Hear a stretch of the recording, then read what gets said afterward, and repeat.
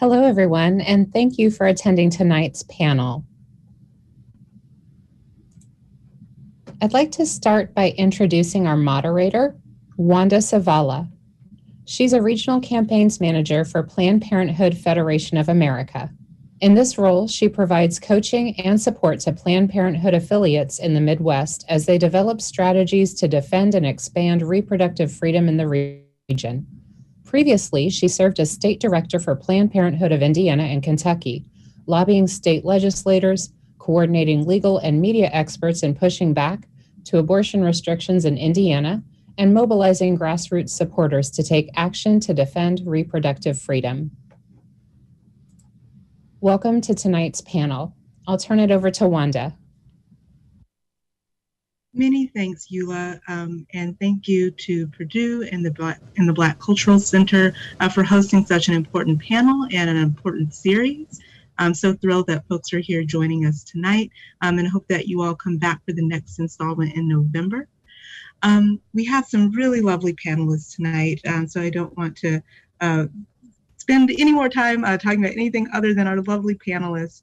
But all of that said, what you can expect from us tonight is a short presentation by each of our panelists, and then we'll transition into what we like to think of as like a kitchen table talk style conversation about reproductive health care in the Black community.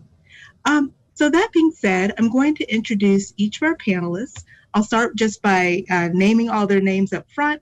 Then I'll read a longer bio for our first panelist. They'll present. Then we'll come back. I'll read a longer bio for our second panelist, so on and so forth. So tonight we really have the pleasure of being joined by Lakemba Desadier. She is the current state director for Planned Parenthood of Indiana and Kentucky. Really fabulous person. I'll tell you a little bit more about her in a moment. Then next we'll be joined by Dr. Velvet Miller, RN.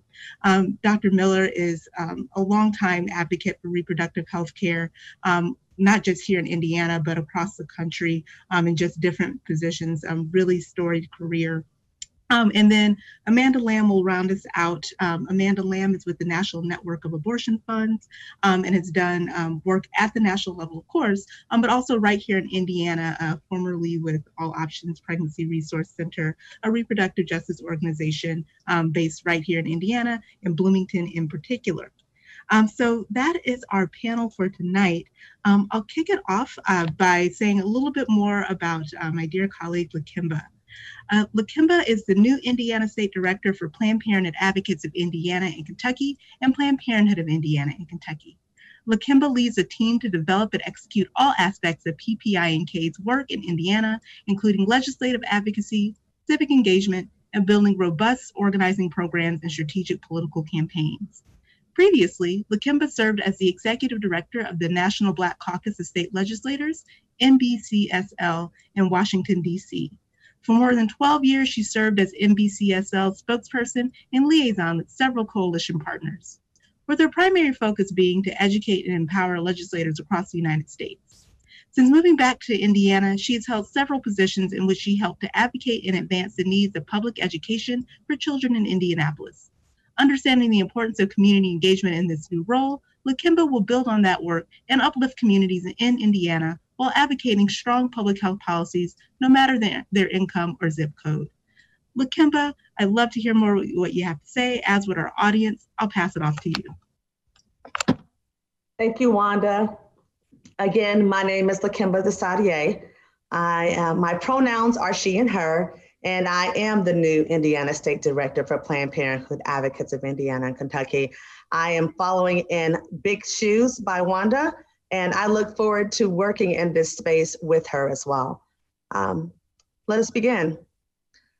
So currently, with 15 clinics in the state of Indiana, Planned Parenthood Indiana Kentucky, PINK, brings 85 years of experience providing reproductive health care and information in our communities. Research has shown since 2019, PINK has served over 35,000 unduplicated patients here in the state of Indiana.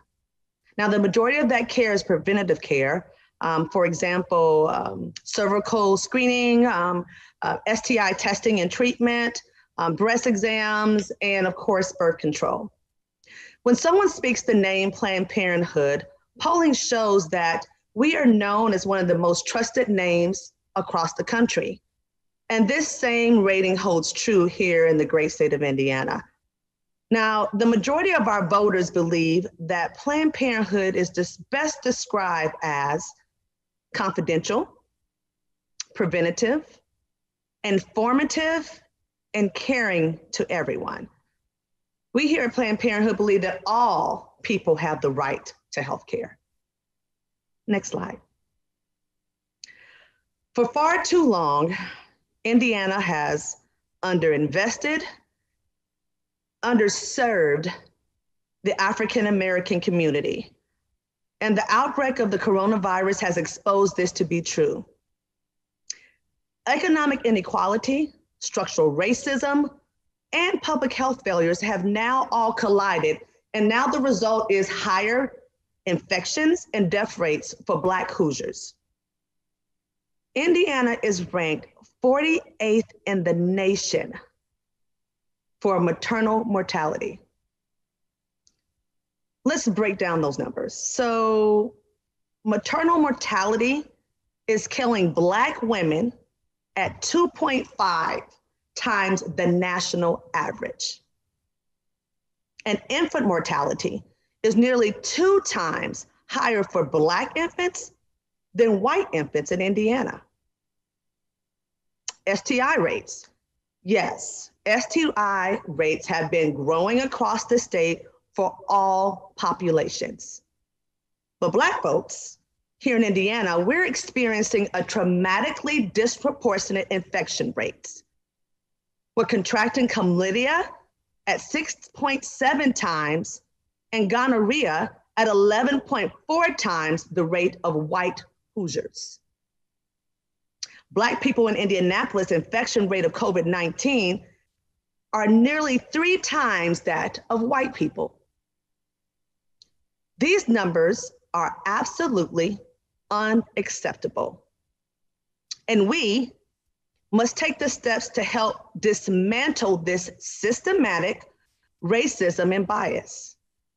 Only then will our communities meaningfully achieve equitable reproductive freedom and racial equality. Next. Like other states, well, red states, Indiana has become ground zero for anti-reproductive legislation. 70% of women in Indiana live in counties without the option of an abortion provider. Access to abortion care is a huge issue here in Indiana. 96% of Indiana counties have no health centers that provide abortion care. Indiana has passed more abortion restrictions than any other state in the nation aside from Louisiana. Our Indiana state lawmakers have passed 63 abortion restrictions into law from 1973 to 2019. Just last month marked 44 years of the Hyde Amendment. Now, the Hyde Amendment was created to prey on people with low income who use Medicaid to ensure they can meet their needs and afford care. So this means that for states like Indiana here, most people with low income and Medicaid do not have abortion coverage. That lack of coverage means high out-of-pocket costs and now a delay in care, which is both harmful to patients and it makes healthcare expenses higher. This is due to structural and institutional racism and discrimination. And BIPOC, Black and Indigenous people of color, are more likely dealing with this income inequality, and therefore are more likely to be covered through Medicaid. So the Hyde Amendment disproportionately harms the health and economic security of BIPOC communities. Indiana anti-law abortion lawmakers continue to place placeholders that limit access to abortion care. So here's an example. A patient must receive state-directed counseling that includes information designed to discourage them, the patient, from having an abortion. And then the patient must wait 18 hours before the procedure is even provided. Counseling must be provided in person, but it must take place before the 18-hour waiting period begins. So this means patients must plan 2 trips to the facility. Another example is a patient must undergo an ultrasound, okay, before obtaining an abortion. But then the provider must offer the patient the option to view the image. Indiana reproductive freedom is constantly under attack. Title 10, which was legally designed to protect and prioritize the need of low-income families or uninsured families, those are including those who can't get on Medicaid, who might not otherwise have access to care, any services. Now, through the Title 10, these services were provided for low-income and uninsured individuals at reduced or no cost. Unfortunately, Planned Parenthood was forced to withdraw from Title 10 program in 2019 because we would not adhere or agree to the gag rule imposed by the Trump administration. For those Title 10 providers who stayed in this program, they are now legally prohibited from telling their patients medically accurate and comprehensive information about their pregnancy options. Trump's domestic gag rule has left nearly 6,000 patients in Indiana without access to care. And our current governor has done nothing to fill that gap. The loss of Title 10 funds has been detrimental to Planned Parenthood across the country. And like other affiliates, the loss of the funding means that we can no longer provide care at no cost to patients. Medicaid attacks. Well, our former Indiana governor and now current Vice President Mike Pence has left a legacy of barriers in Medicaid through what we call the Health Indiana program, HIP, which imposes cost sharing and work requirements on the lowest income Hoosiers. And our current governor, Governor Holcomb, has done nothing but built on it. Holcomb's version of this program requires Hoosiers to contribute even more to their Medicaid coverage and could cause more than 87,000 Hoosiers to lose their healthcare coverage. So let's talk numbers quickly. So approximately 30% of Black women and 24% of Latino women aging from 14 to 44 are enrolled in Medicaid, compared to 14% of white women. Among Americans under the age of 65 who receive Medicaid, nearly 11 million Black and 18 million are Latino. 11 million are Black and 18 million are Latino. This number shows us that Medicaid's attacks will have a disproportionate impact on Black and Latino communities. Let's talk ACA and SCOTUS. 74% of Americans say they would rather see our US Senate take on the COVID-19 relief before a SCOTUS nominee. But instead of passing a COVID-19 relief or reckoning with the systematic racism and injustice that plagues this country, our US Senate leaders are preparing to rush and confirm whatever nominee Trump puts forth before the election, 20 days before the election. As our US Senate meets to vote on this nominee, If Judge Amy Coney Barrett is confirmed, she will end abortion access here in Indiana and dozen other states. Let's remember what Trump said when he promised to find judges that would do the right thing. Wonder if Spike Lee knows he's using his quotes. I'm sorry. He would do the right thing when it comes to Affordable Care Act, the ACA. Trump believes that Barrett fits that bill. She will dismantle the Affordable Care Act and kick thousands off health insurance. Judge Amy Coney Barrett is Trump's third Supreme Court nominee. She is a Notre Dame professor, and she is a devout Catholic right-wing activist judge who is eager to overturn Roe versus Wade and the Affordable Care Act.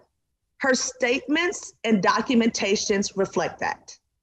Now, let me be clear, it is not her religious preference we have an issue with, it is her politics.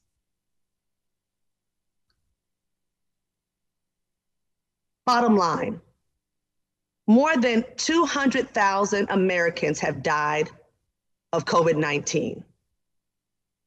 7 million have been infected.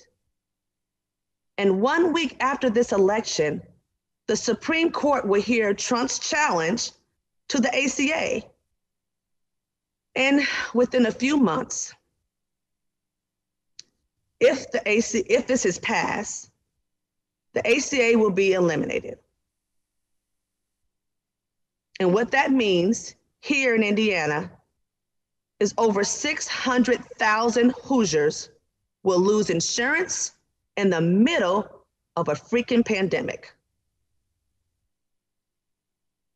Healthcare for people, particularly women, with pre-existing conditions is on the line, you guys. Right now, 3 million Hoosiers can access preventative services at no cost or low cost because of the ACA. If the ACA is eliminated, people here in Indiana may have no way to get preventative services, or the charges will be crazy, like flu shots, cancer screenings, mammograms. They'll have to figure out a way to get that paid. And let's be clear again, this would disproportionately harm the BIPOC community more than any other community in Indiana, which means a dramatic health care disparities. Our nation is facing a dual public health crisis of systematic racism and of COVID-19 pandemic. The question is, what are we going to do about it? This is a we thing. I like to end this with one of my favorite quotes from the late Congresswoman Shirley Chisholm. Service is the rent you pay for the room here on this earth. Thank you, Wanda.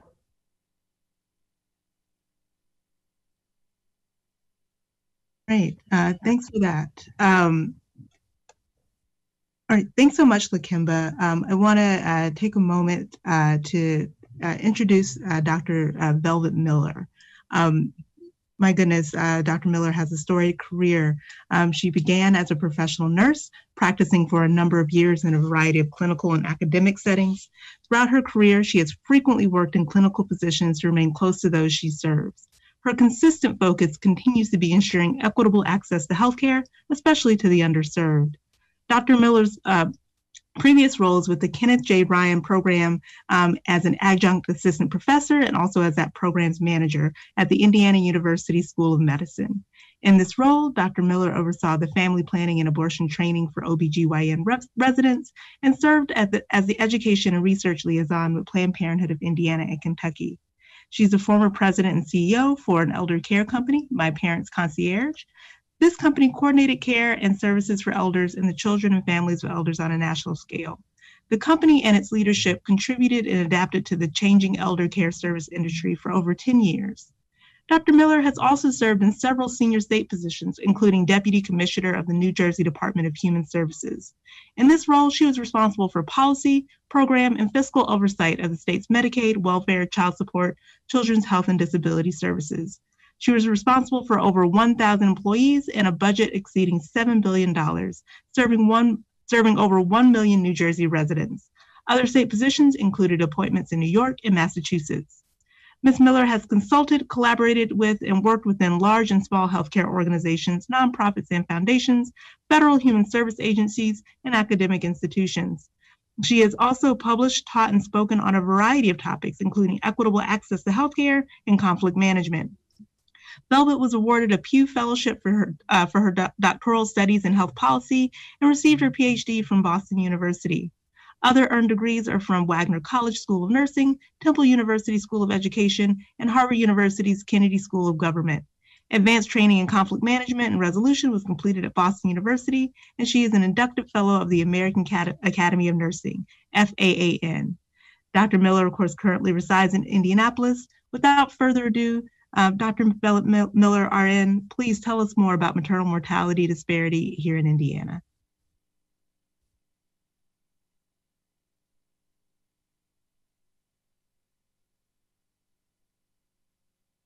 Okay, can you hear me now? Thank you, Wanda. Thank you, Lakimba. Thank you all for being a part of this evening's discussion and conversations. I am a nurse. I have been a nurse. I will always be a nurse. And early in my nursing career, it was evident that certain assumptions were made. The assumptions in assessment of patients' health conditions was done in red, white, and blue. And it was necessary for me to remind my colleagues often that not everyone turns red, white, or blue. So my beginning efforts at helping folk to understand the unique aspects of people of color, and the disparity in care that people received began a long time ago. I've had a great journey throughout my professional career and have stuck with dealing and addressing the issues of inequities and inequitable healthcare access. My career, most recent position was in, as Wanda said, the Indiana University School of Medicine in the Department of Obstetrics and Gynecology. I worked in the Family Planning Division, and through my associations with many within that department, I raised the question of what are we doing about maternal mortality? Well, not much, and yes, a lot. Maternal mortality, among many other issues, has been studied, or disparities has been studied for centuries. There's been a difference in the health status and a query as to why. In fact, some of the research done on health disparities was utilized by the Hitler regime and their effort at racial hygiene. For this issue, what I'd like to make sure we focus on is the definition of maternal mortality. And that's when a woman dies during the pregnancy or within 1 year of the end of the pregnancy and the pregnancy from pregnancy complications. Okay, that's what we're talking about. If we could have the next slide, please. What we know, it's at least 700 women die from pregnancy complications in the US every year. About 60% or more are preventable issues. About 1 in 3 pregnancy-related deaths occur within 1 week to 1 year after delivery. And the bottom line is that, and you can get these statistics, and they will vary, but 13 white women die for every 100,000 births, and about 42.8 Black women die for every 100,000 births. Again, depending on your source and statistics and data sources, you'll get different numbers, but it is at least 2 to 4 times as frequent for Black women to die and have a maternal mortality recorded for them. Could I have the next slide, please? Let me add this. Since the 1990s, the rest of the world has significantly reduced maternal mortality. In contrast, the United States has quadrupled the amount of maternal deaths recorded. What we know is that disparities in maternal mortality persist no matter where you live, how much education you have, how much money you make, are you married, single, whatever, or many other factors. So you could live in Roxbury, Boston area and live in a rent-controlled home and have the same factors and risks and outcomes as Serena Williams. Okay, so what causes these deaths? Well, again, there's a lot that's been studied. Most frequently, it's hemorrhage, infection, or some cardiopulmonary cause, hypertension, etc. Let's go to the next slide. There are many things that contribute. A lot of folk will say, well, if Black women were healthier, if they were not as overweight, if the obesity was a problem, if they took the blood pressure pills, well, no matter how you control, the outcome is the same.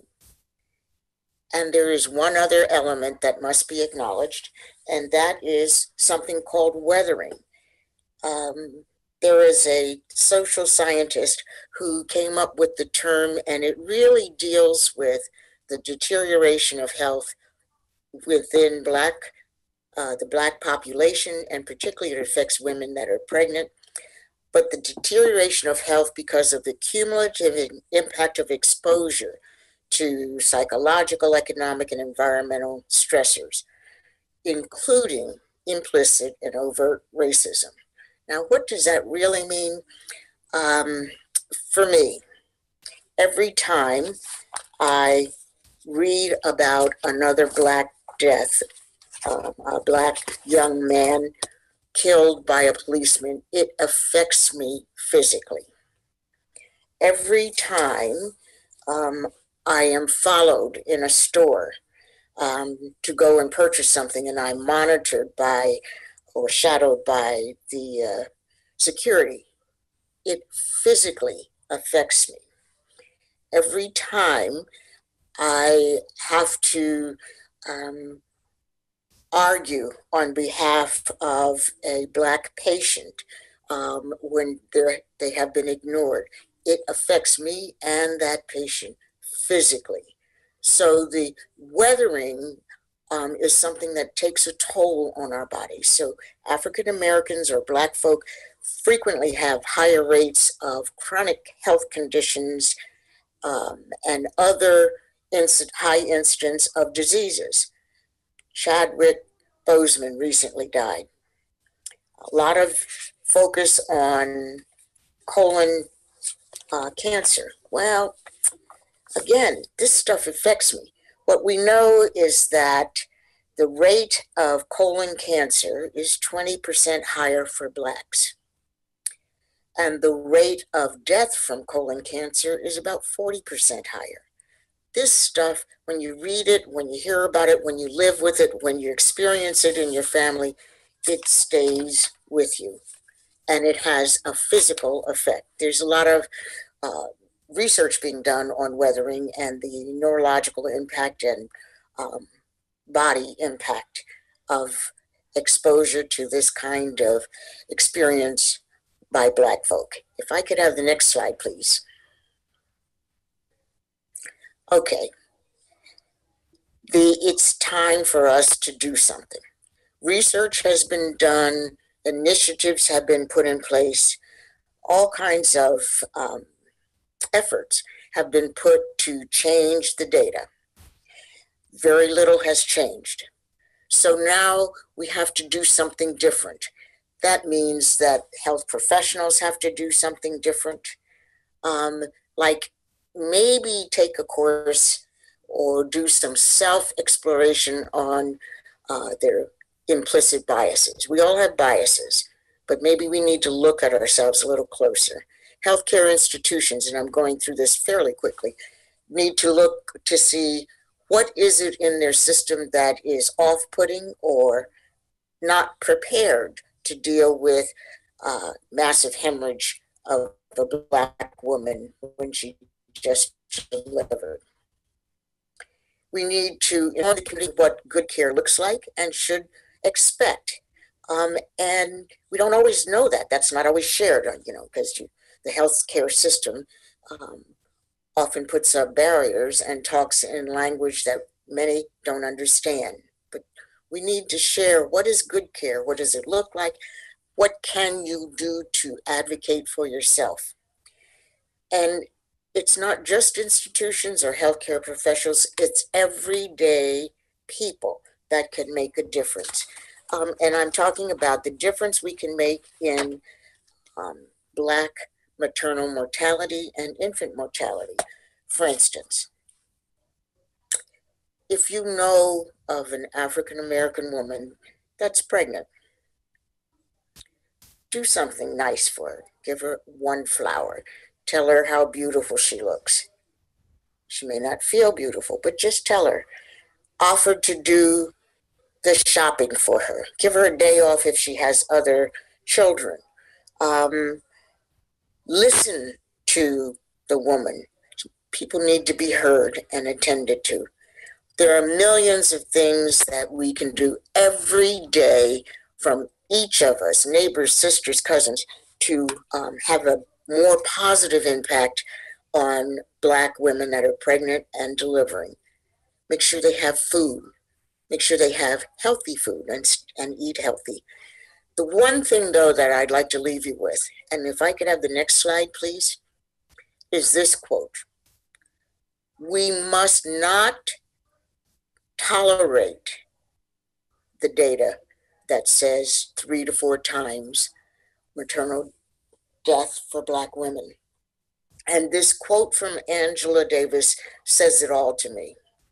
I am no longer accepting the things I cannot change. That's done. I am changing the things I no longer accept. I ask you to remember that. I ask you to do whatever little thing you can do. If it's donating money, if it's working for options, if it's whatever it is, we, as Lakemba said, can make a difference so that there is not one more Black maternal mortality. Thank you. Wanda? Thank you so much, Velvet. That was powerful and impactful, and I appreciate you. The last in our presentations before we move into our panel discussion is with Amanda Pretlow. Amanda is a fat, Black, queer, neurodivergent, reproductive, and racial justice organizer, educator, and facilitator based in Indianapolis. She's been doing abortion access work for the last 4 years, first managing the All Options Hoosier Abortion Fund. She currently works as a leadership development coordinator at the National Network of Abortion Funds, supporting abortion fund leaders, members, and callers, and developing organizing skills and leadership competencies.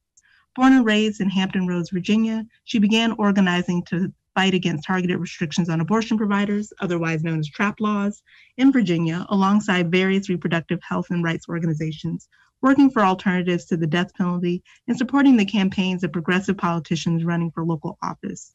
Her current organizing and political education centers racial, reproductive, and economic justice through a lens of Black liberation, fat liberation, and decriminalization. Amanda also writes about the intersections of abortion access, mental health, Blackness, queerness, and pleasure. When she's not organizing or educating for liberation, you can find Amanda on local hiking trails with her dog Millie or tending to her numerous houseplants.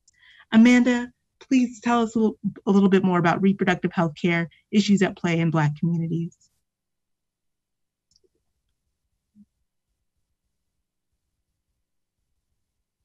Hi, sorry, I was muted for a minute.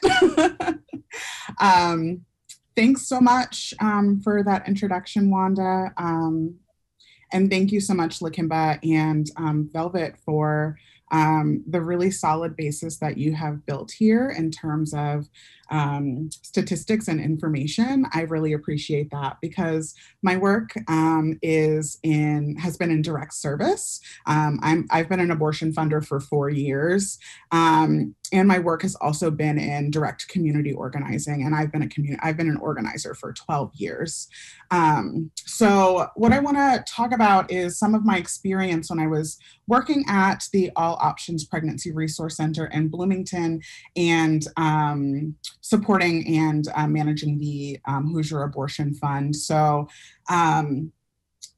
here are some of the things that we actually have had to talk to callers and clients about in preparation for their abortion procedures. So in Indiana, an abortion can cost between $400 and $1,000.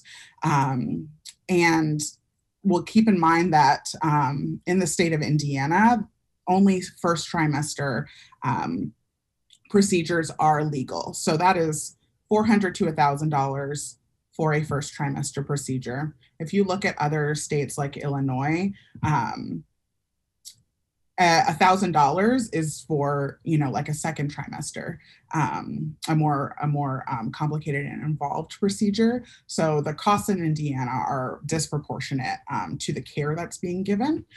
There are only 6 abortion clinics in the state of Indiana, and I believe Lakimba mentioned that the vast majority, upwards of 90% of folks who are in Indiana live in counties that do not have an abortion clinic in that county. So that is one of the barriers to abortion care and abortion access in Indiana. There are very few clinics. 3 of them are here in Indianapolis. 1 is in Bloomington, and we have a couple up north.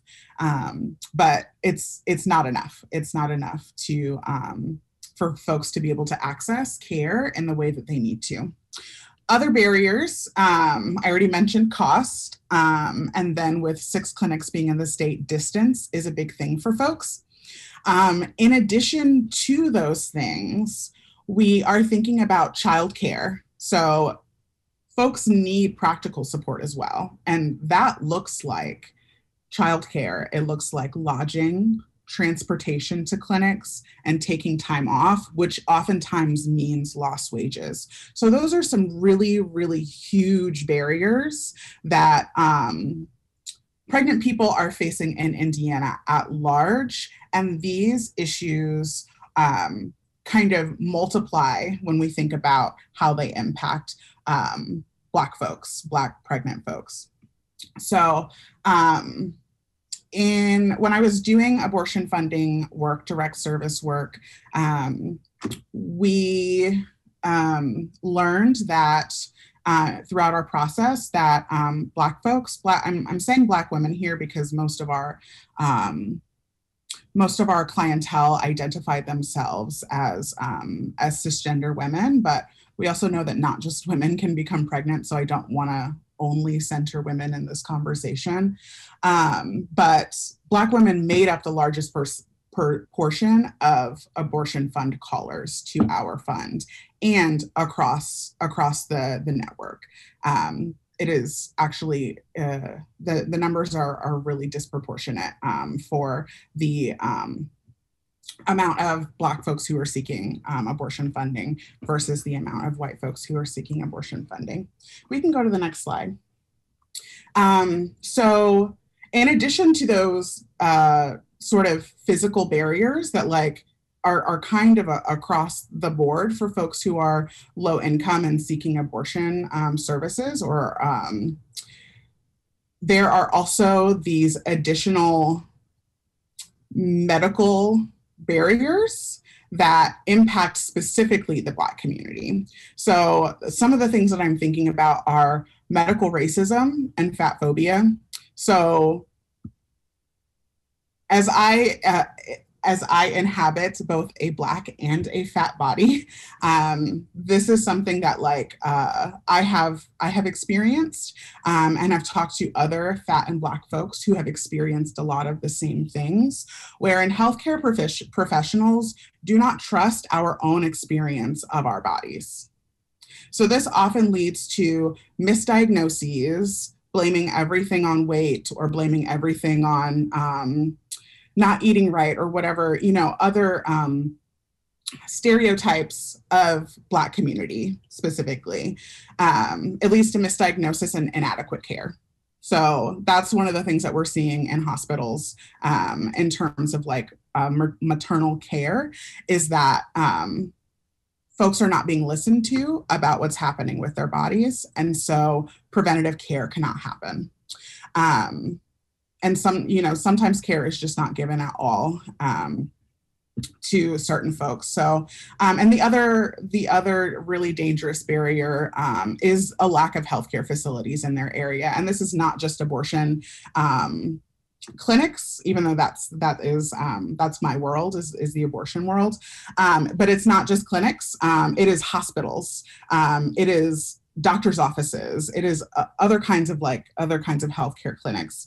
An example that I can think of is in Washington, D.C., a big hospital closed that was right in the middle of a low-income Black community. And so because that closed, Black folks in that community had to travel further in order to get their health care, which also includes pregnancy care, that includes prenatal care, and that also includes abortion care. So when we move medical resources out of communities, that is directly creating danger for folks. And those decisions are most likely to impact Black and brown folks and people of low income. So that's what I wanted to share with you all as like kind of a basis for where I'm coming from and how I will be interacting with this conversation. And I will go ahead and pass it back to you, Wanda. Thank you so much.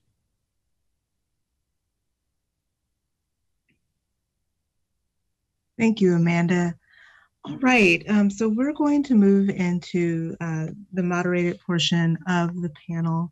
The way that we'll do this is that we have 4 questions queued up, and each of our panelists will kind of take the lead off on each question, and then we'll just have a bit of a conversation, and then I'll move things along to the next question. So that said, Amanda, can you keep us going?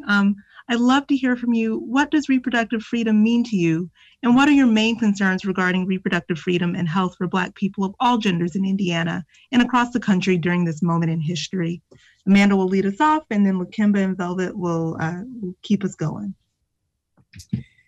Yeah, thank you. So I do a lot of thinking about reproductive freedom. It feels like the umbrella, or like the container that holds reproductive health, reproductive rights, and reproductive justice. So that feels like it's a really big thing for me. So to kind of put it into words, I feel like reproductive freedom is the freedom to control our own reproductive lives inside of support, in community, with all the necessary resources.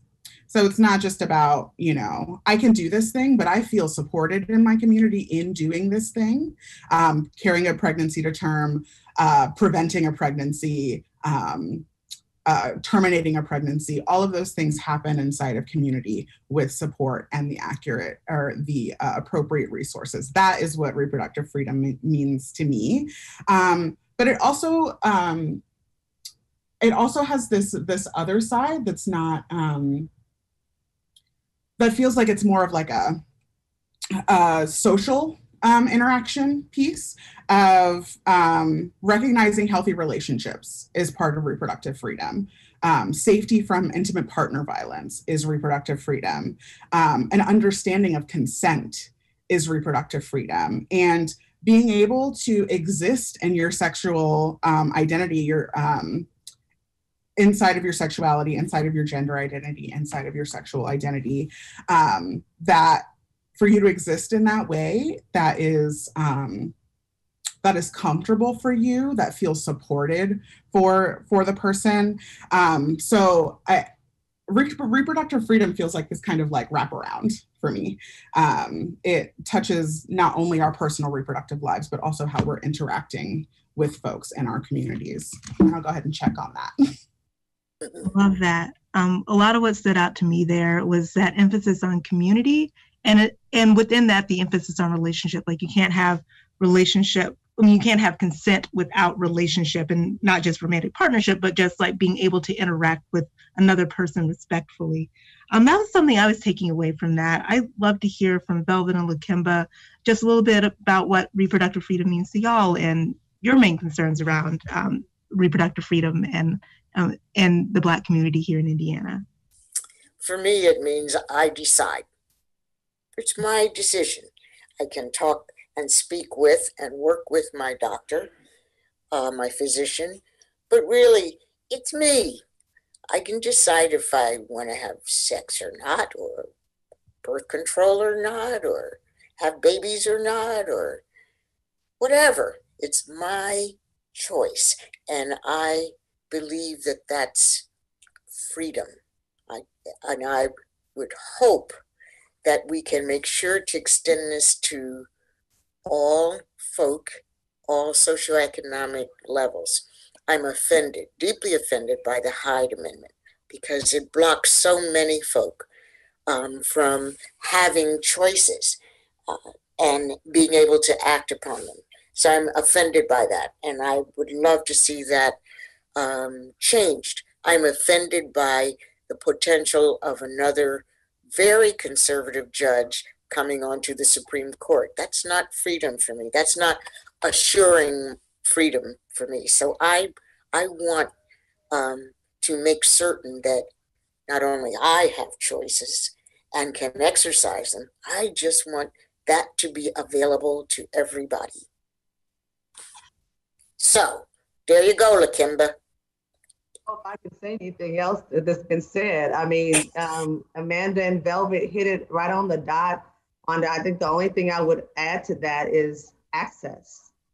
To have freedom and to be able to communicate that, but without access, you're right. It hinders us. I agree. You're right.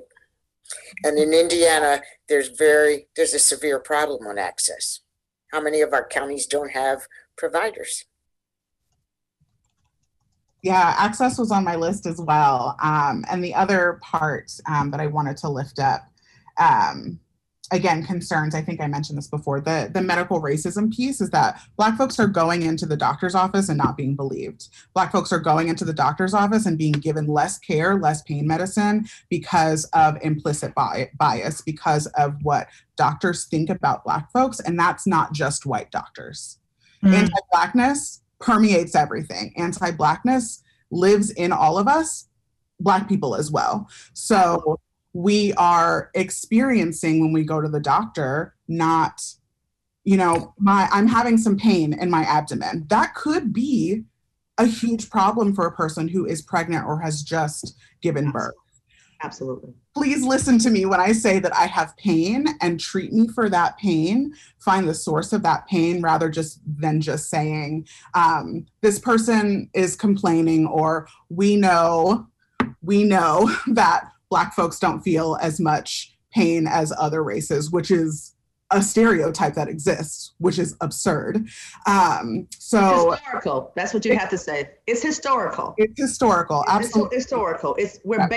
This healthcare system is based on that fact. Mm-hmm. And so that's a problem. Yeah. It's historical and history is present. For folks who know me, and now for all of you who now know me, I'm a huge Toni Morrison fan. And a lot of what she meditates on in her literature is around how history, and this is not going to be anywhere as elegant as Ms. Morrison would say, but history repeats itself. History is present. And I believe it's Mark Twain, his problematicness somewhat compartmentalized here, says it well, right? Like he says, no, I gave you the side eye. I gave you the side eye. History may not repeat itself, but it sure does rhyme. So, like the way that it comes back and comes back. So there's that. And with that, that really leads well into our first poll of the night. We have two. So I'm going to launch that real quick. And I want just folks to chime in on the poll. Give you all about 30 seconds. Just what myths have you all heard about Black patients in your lives, whether you're Black yourself or if you've been in these conversations as a non-Black person? There are some common myths out there that some doctors believe about Black patients. What have you?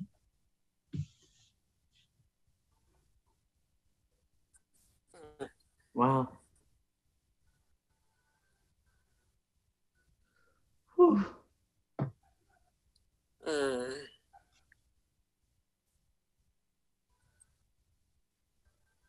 Wow.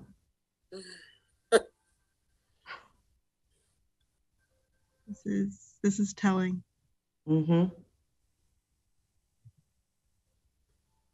What I'm seeing here is that folks have heard a lot about the ways, and like they've heard a lot about the myth that Black folks can handle more pain. That's something that Amanda and the rest of the panel noted just minutes ago. And they've heard a lot of myths tied to our sexual and reproductive health, whether it's body parts themselves, the penis, the vulva, vagina, etc., or around like the experience, the psychosomatic experience of living in a sexual body. And I'm also seeing that folks have heard myths about the way that Black folks practice and apply their faith to medicine. I'm a person of faith. I believe in God. I won't get into, what that means to me. But I sure do want medicine, and I need people to be able to hold both of those at the same time and not make assumptions about my belief system and how that impacts the medical care that I ask for and vice versa. So that being said, I want to move us into the next question that cues this up really well. Velvet, in your presentation, you talked pretty entirely about maternal mortality. And so I'm curious to hear a little bit more from you and then the rest of our panelists about what's being done in your organization or in your own right to address that. And if you could say a couple of words to the extent that you can around how Black breastfeeding might play into this as well. So floor is yours. Okay, thank you. As I said, we cannot tolerate the numbers, the data, and the statistics that say Black women are dying at a higher rate. We just can't. So what I believe and what a group of us have done is to form a project that says not one more. And in that, we will take to the streets or get into the communities and say, this is what good care looks like.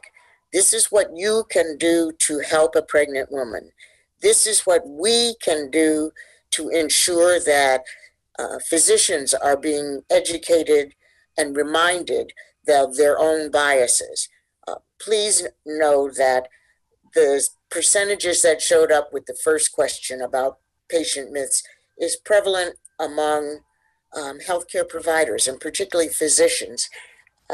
It's disturbing, it's reality, and our intent is to change that. So that's a lot of education, but it's not a one-shot deal. It has to be continuous. It has to keep on going. Every day we have new providers.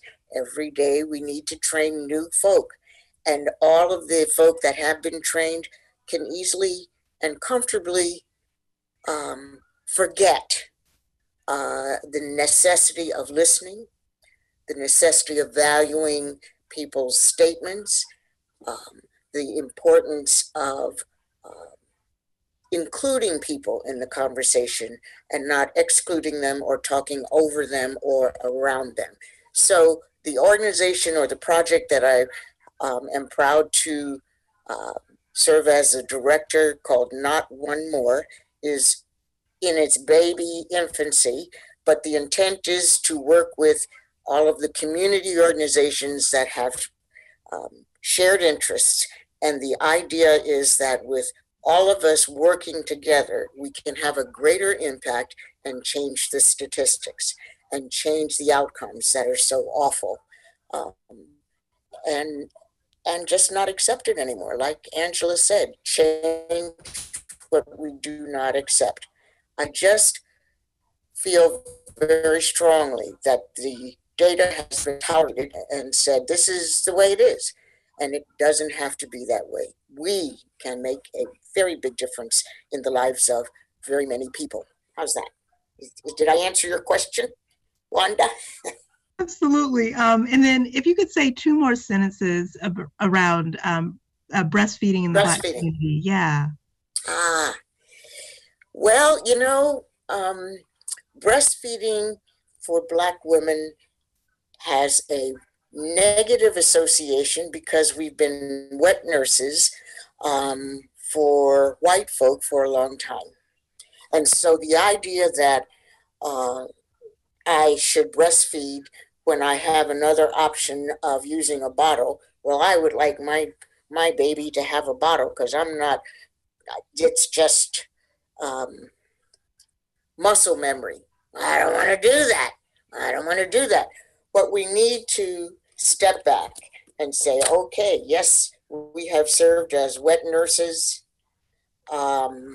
We have nursed both psychologically and physically white folk for a long time. What we do know is that breast milk is extraordinarily healthy. It is extraordinarily beautiful, wonderful and vital for development of immune systems and other bonding with the parent. Fathers can hold their babies too, but bonding is important for the breastfeeding, and we need to shatter the myths that certain birth control methods are not allowed when you're breastfeeding. That's not true. And we need to clarify that to our Black women. But the idea of the stigma and the association of Black women breastfeeding to that of long ago past, maybe not so long ago, history, and the use of Black women as nursemaids puts a sort of pause on it. We can overcome that, and we can help Black women understand this is for our children. This is healthy for our children. This is good for us and our babies. So it will take time, and we can do this. I believe that. Is that helpful? Absolutely. And I want to invite Lakemba and Amanda in the conversation, whomever wants to jump in. Yeah, I wanted to jump in just quickly to piggyback on what Velvet said with regards to the about breastfeeding. I think the other key, so I want to say, yes, I'm working for Planned Parenthood, but I also want to lift that I am a daughter of a retired OBGYN. So I grew up in this space of reproductive health. My father was a retired OBGYN, my mother's a social worker. And I think another piece that I want to add to that piece on breastfeeding is health. You have to have resources for food to make sure that you can have to breastfeed. So I want to be able to, I think we need to also lift that it's not just the breastfeeding part of it, but it's also making sure that individuals, that our community has the access, there goes that word access again, to be able to breastfeed. With regard to the space of infant mortality and maternal mortality within my role at Planned Parenthood.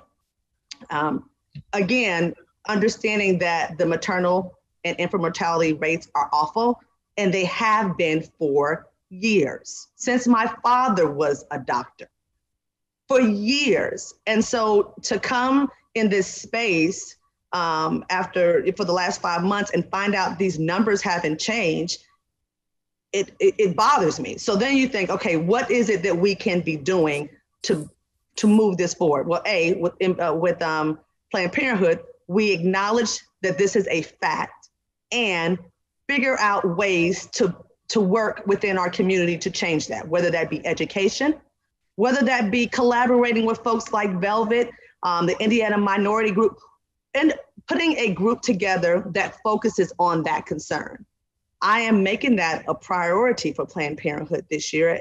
And as you talk about coalitions and education, that third level is movement. And the only way you can do movement on that is through legislation. And so it's important to, once we figure this space out, finding the key grass top leaders, our elected leaders, that can advocate and that we can mobilize on these numbers to start making a shift in this space. I agree with you.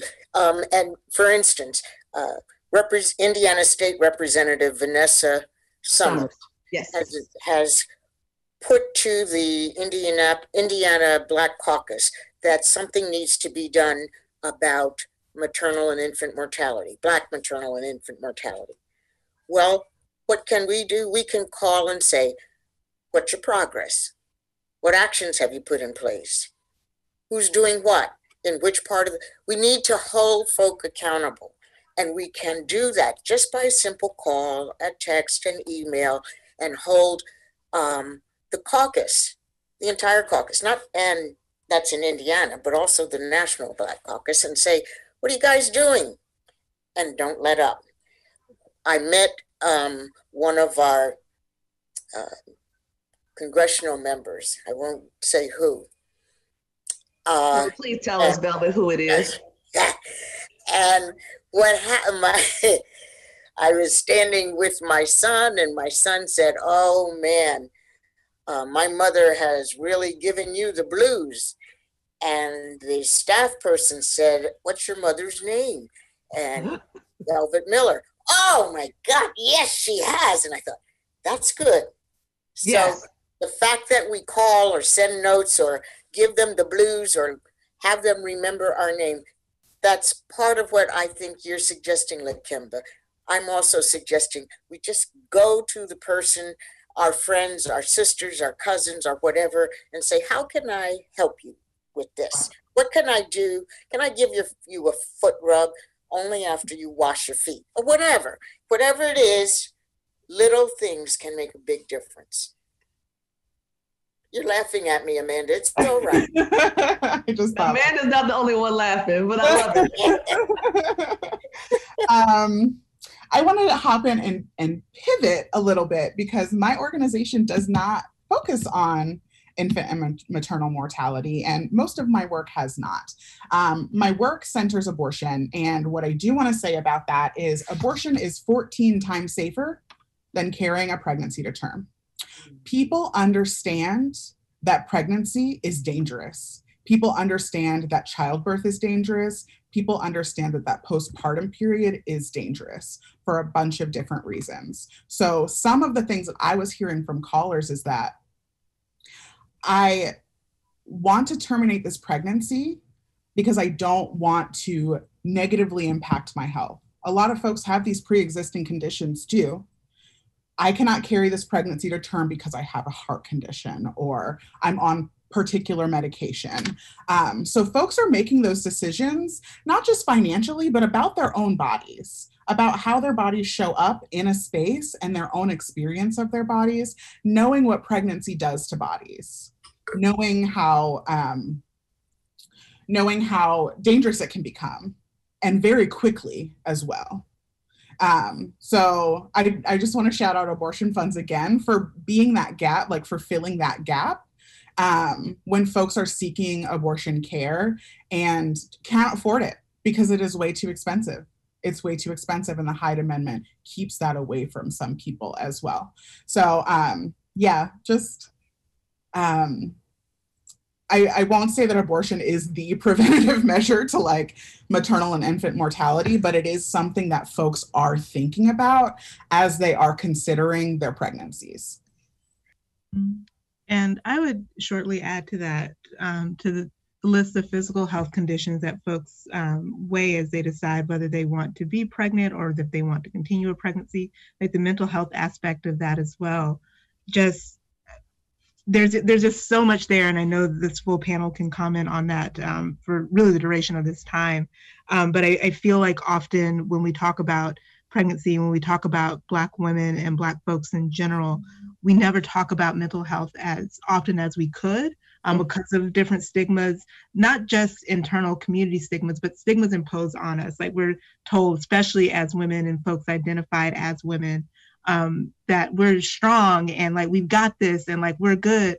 And we all know that's just not it. Yes, we are strong, and also we have mental health concerns that deserve to be addressed whether we're pregnant or not. So that being said, I'm gonna pivot our conversation just a tad. Amanda, I want you to kick us off on this question. The Black Lives Matter movement started in 2012 by queer Black women. And now in 2020, we're seeing historic levels of engagement in the movement for Black lives. So say a little bit about the connection between reproductive freedom and the movement for Black lives. And of course, Velvet Lakemba chime in as well. Yeah, shout out to queer Black women for doing this work, for leading this work and fighting for folks who don't always fight for them as well. Yeah. So like, honestly, shout out to queer Black women because doing the thing, like for real doing the thing. What I do want to say about the connection between the movement for Black lives and reproductive freedom, I want to first bring us back to this historical nature of reproductive coercion and injustice. So within the medical context, centuries of medical experimentation, like this is deep, have made it clear that from the point of view of medical professionals, that Black lives are valued less than others.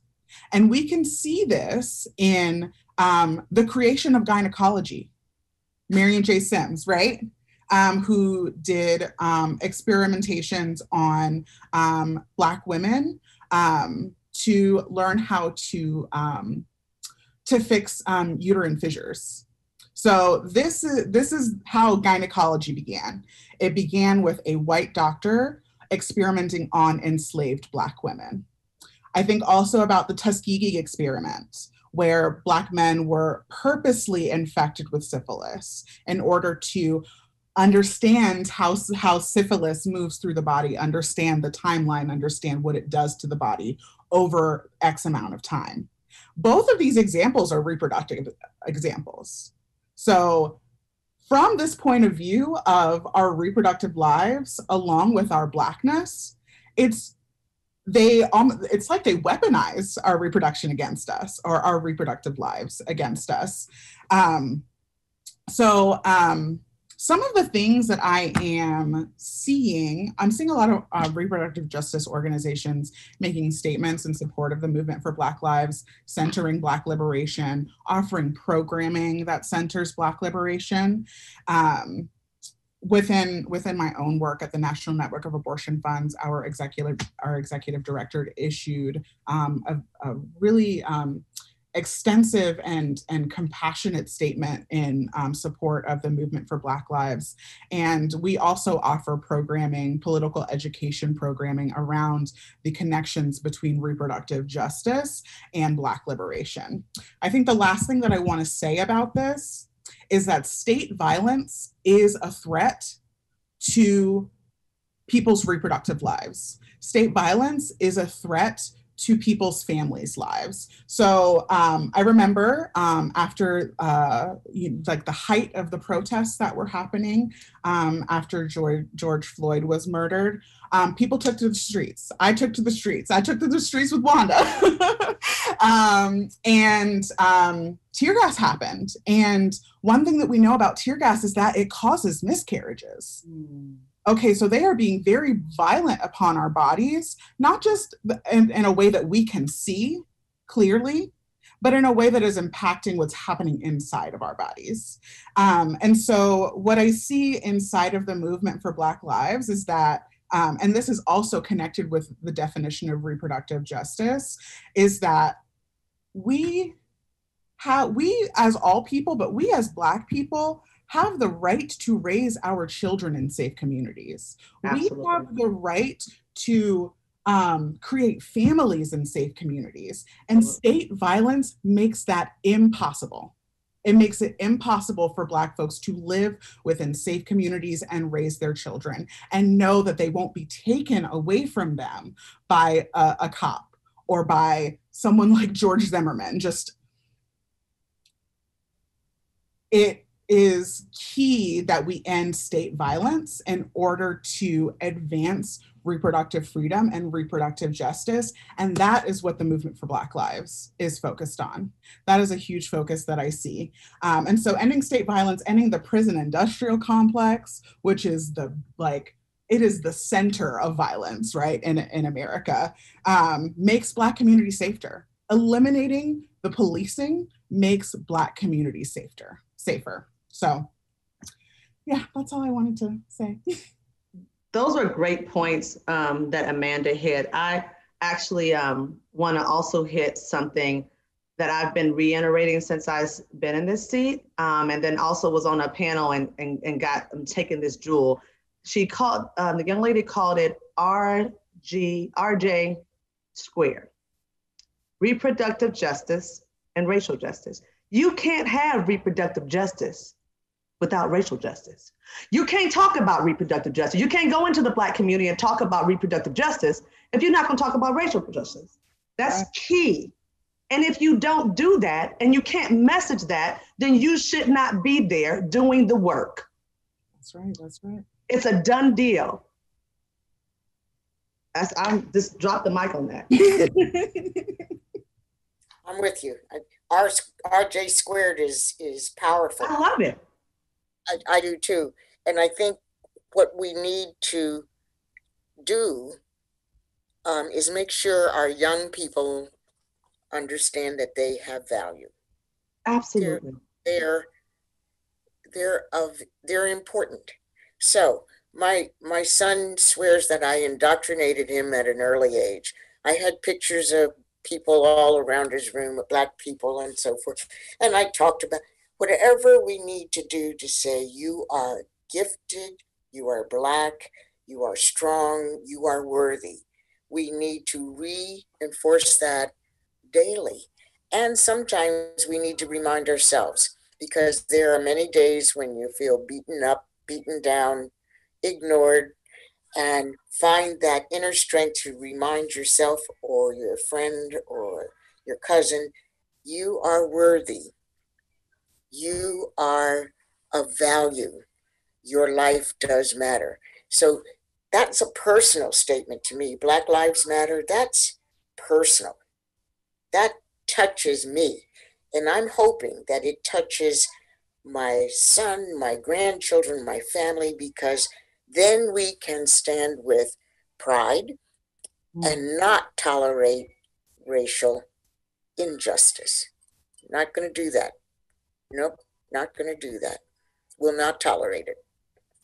Amen. And during this particular portion of the conversation, Solange is mad has been kind of playing on repeat in the background of my mind. Particularly, she says, you have the right to be mad. Oh, of course. Oh, now like the other part. Oh, but you have the right to be mad. When you carry it alone, you find it only gets in the way. And I bring that up because I also want to think about this in context of Black men. And I'll say that in terms of Black cis men and Black trans men. For Black cis men, you know, I would love to hear the panel say a little bit about how they can stand alongside Black women, Black femmes, cis, trans, just a full spectrum of womanhood in our community. And when we think about Black trans men, how do we come alongside, especially as cis folks, to link arms and make sure that they're not carrying this burden alone, that they're not ignored in their manhood and that they're not ignored in their transhood. So again, we all as Black folks have a right to be mad, but we can't carry this alone or else it'll get in the way. So can we say a couple of sentences about that before we hit the next survey? Yeah, for sure. I'd love to jump in here. So protect Black women is a thing we hear a lot. And it is a thing that we don't see a lot. I read Megan Thee Stallion's article the other day, her op-ed that she posted in the New York Times, because I deeply love her. And honestly, what she's saying is that we are all that we have. We as Black women are all that we have. And it should not be that way. It should not be that way. Black men can stand alongside us by not being violent with us anymore, by protecting us inside of our communities, right? What I want to say about trans men is there needs to be a shift in our language. And I think that is a huge, huge piece, because people are consistently misgendered. Trans men can become pregnant. Trans men have abortions. And when they go to the doctor's office, this is something that I had written down, trans and gender non-conforming folks, trans and gender non-conforming Black folks face even greater barriers to reproductive health care. And a lot of that is because doctors are misgendering them. Doctors are assuming one thing about their anatomy and finding something different. And this also applies to intersex people as well, right? So what we can do is change our language to include trans people, trans men, gender non-conforming folks in the conversation. We don't want to leave them out. I don't want to leave them out. So when I talk about pregnancy, I say pregnant folks. When I talk about what most people call breastfeeding, I call it chest feeding, because that is the most inclusive of all bodies who can become pregnant. I want to get back to something you said, Wanda. We have a right to be angry. And I agree with you. And recently I said I was angry and sad and tired. And I meant all of that. And then like a mirage, my ancestors surrounded me and laughed and said, that's good. Yes, you can be tired. You just can't stay tired. You have to get back up and get out there and do what you need to do. So yes, we can be angry. We can't stay angry because we're things we must do. We can't say we're tired or remain tired and curl up under a blankie. We need to move on and act. Do little things, big things, whatever it is, we can make a difference, every one of us. So there you go. My ancestors talked to me a lot. That's kind of like what we do, Yeah. right? Stereotype, put us in a bucket. I don't know what you want to call it, but that's what we do. We push through. Yes. As a people, we push through. The reason why people are so angry at Black folks is because they don't understand how we continue to push through. Mm-hmm. Men, women, trans, we continue to push through. So I'm going to be quick to answer your question, Wanda, real quickly. It's the messaging, and it's also listening. Yes. And I don't think we're doing enough listening. And I guess before you can message and listen, you have to be educated. And I don't know if our community is really being educated on what's really going on when it comes to different individuals having the access and the ability to their own bodies. Definitely to that. All right, so we have a question from the audience, and then we'll wrap. So we'll answer the question. If we have a couple minutes at the end, we can get to the last question about what folks can do, et cetera.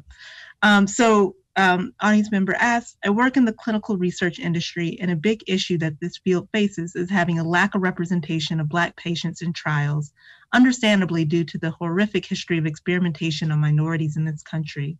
What's worrisome is that for conditions that disproportionately affect Black women in particular, such as endometriosis and fibroids, this lack of representation continues to disenfranchise the groups that are impacted the most. What are ways that I can use my position as a Black woman working in this industry to thoughtfully engage my community and work to break down both the biases against Black people in this field, as well as the distrust of Western medicine? I think there are two prongs to that. One is encouragement within the community to be involved in the trials. And that's education and that's patience, because that's one at a time. The other is during the trials, and for those managing the trials, make sure that they understand that their behavior, their non-verbal behavior, their actions are welcoming, that they are authentic and real. Now, I don't want to go into a trial where I'm going to be made to feel like I'm a specimen, number one, and that I'm a specimen and a unique specimen because I'm a Black woman, number two. Let me understand the value of the research, but make it welcoming. And our researchers and our research facilities are not always welcoming. So there are two prongs I see. One is to help our community understand the value and the impact of being involved in clinical trials. The other is we have work to do within our institutions, for racism does shine through. I agree with everything Velvet said. The other piece, when you talk about education, about clinical trials, I will say that with regards to clinical trials, I just got a loss for a second. People need to understand, Black folks need to understand, the drugs that are being made right now won't be made for you. And it's not like they're testing, these clinical trials are for everyone. And if we don't get involved, if people of color are not involved in these clinical trials, the drugs that are being developed won't have the same effect on you that it has on the individuals that they've tested. So that education is so key. And when you talk about welcoming, making sure that individuals that are a part of the clinical trials, those individuals are able to either communicate with empathy and sympathy with the individuals that come in or look like them. Mm-hmm. I should be able to walk in and see somebody that looks like me, that I can feel comfortable in that space, whether it be Black, whether it be Latino, it should be someone there who understands that individual, because for too long, historically, our bodies have been used in this systematic racism, and it continues to be used. That is no excuse for us not to be a part of this innovative world of drugs, because if we're going to use them, we should know how it's going to affect our bodies. Hey, Lakimba. Yes, ma'am. Have you ever thought about preaching? Sure. Just thought I'd... Well, they say preachers are the ones that go through the most, so I might, no, ma'am. You know, on a personal note, since we're having a conversation, when I transitioned from the local affiliate to the national office, I kept my fingers crossed that they would hire someone exactly like you, Lakimba, and I am so pleased you're there. My goodness. Good. I almost lost train of thought. So we have about 4 minutes left. Let's talk a little bit about voting, the elections. That's so unfair in 4 minutes, so I'll keep it short. How do I say? So I think of advocacy as a toolbox. And let me back it up. When we talk about the world we want, we need to be talking about building the world we want. And if we think of that like a house per se, you don't just build a house with a hammer. You don't just build a house with a shovel. You need a plethora of tools. And I like to apply that analogy when it comes to how we think and discuss and talk about voting. Voting is one of those tools, and there are others needed. Protest is one of those tools, and there are others needed. So with that analogy in mind, if each of our panelists could say both why they're excited to vote in the November election, and also what else are you doing to make democracy real in our country? Because it can't just be one or the other. We got to have all the tools. I can round this up because I just spent a lot of time explaining the question. So I'll pass it off to, oh, of course, this is what happens when I lose my document. But Kimba, if you want to lead on that, and then we can go from there. So voting is important to me because I know millions of people died for me to have the privilege to do so. That's why it's important to me. And what we can do prior to this election, how we can make sure that first, understand that it's not just the federal and the president, all politics are local. So you need to be involved in every aspect of politics in your space, down from your state representative and senator to the attorney general, hello, to your district attorney, to the governor, to your city council members, who, by the way, everybody, just recently, City Council just voted this Monday, Proposition 237, thank you, Faith in Indiana, shout out, passed an important proposition that makes sure that as we talk about racial equality, that when we start talking about police reform, that not only will law enforcement be at the table and elected officials be at the table, but now community members will be at the table. This is historic. No other state has this. Indiana has made history. So the city council will go through 4 individuals, they will train. And so from now on, when they start talking about police reform or challenges that's happening, there are individuals in our community that will be on the table that reflect our views and can be able to make sure that we move things forward. So I digress to say how important it is to make sure that there are key individuals that are there representing your feelings, your thoughts, your ideals. It's important. Ditto. Ditto, I love that. So I just want to say my relationship to voting is very complicated. And it is complicated because of my own politics. I'm an anarchist. So that I feel like that when I say that, people are like, oh, I understand now why you don't like, why this is not exciting for you. That does not mean that I do not vote. Okay. I handed in my ballot 2 days ago. I vote.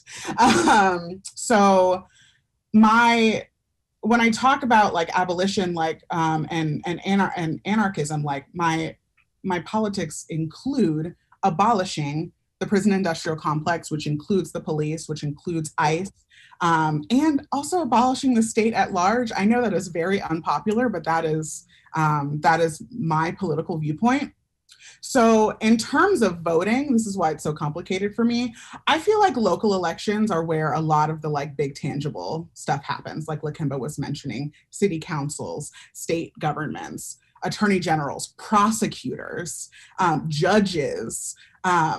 That's where a lot of that big or that like nitty gritty stuff happens. But we can also see just how catastrophic it can be when national leaders don't know what they're doing, when we get the wrong people in office, the absolute wrong people in office. So with all that said, voting to me is harm reduction.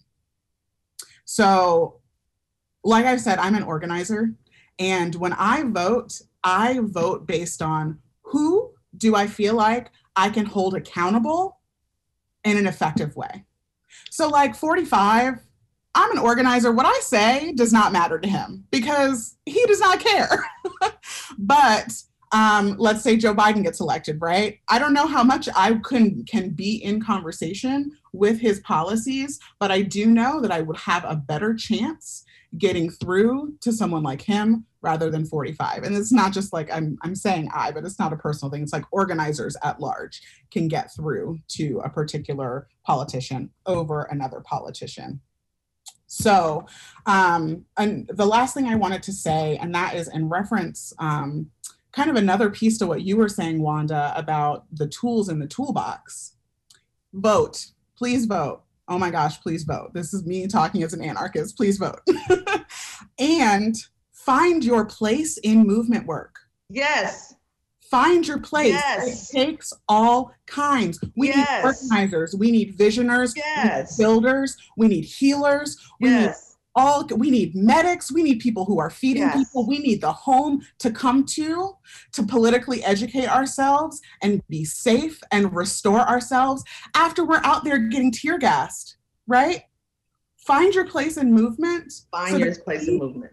We can, voting is one thing, but in order for us to really directly impact our communities, we have to do it. You might not be able to march, but you can fund. Mm-hmm. These campaigns can't go without money. I'm sorry. So if you find somebody that really supports your ideals and you don't want to go out and march, and if contribute $5 or $10. If you can't do that, figure out a way to organize and mobilize, phone bank, text bank, find your niche. I love that, Amanda. Thank you. And by the way, we need volunteers, so come forward. Yes, that's a perfect segue. We need volunteers. We need people. We have a list of candidates. Go to our website, please. All right, that was my piece. Amen. And so, in case the audience ain't realized, y'all are now in church. So I'm gonna take just a couple more minutes to round it out. If our presenters can drop their contact information in the chat to the extent that they feel comfortable. I know we had some folks asking about it.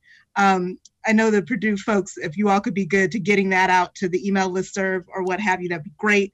To put a bow on the voting question and the conversation at large, voting is important to me, just like our panelists said, because I forget that I'm not talking to people only to people that I know. So my parents were much older people. They were of age when you could not vote as a Black person. They were around before the Voting Rights Act and should have been eligible to vote, but were not, And so to have that, it's not just a grandparent, but have the people who actually raised me live during that time. I can't not vote.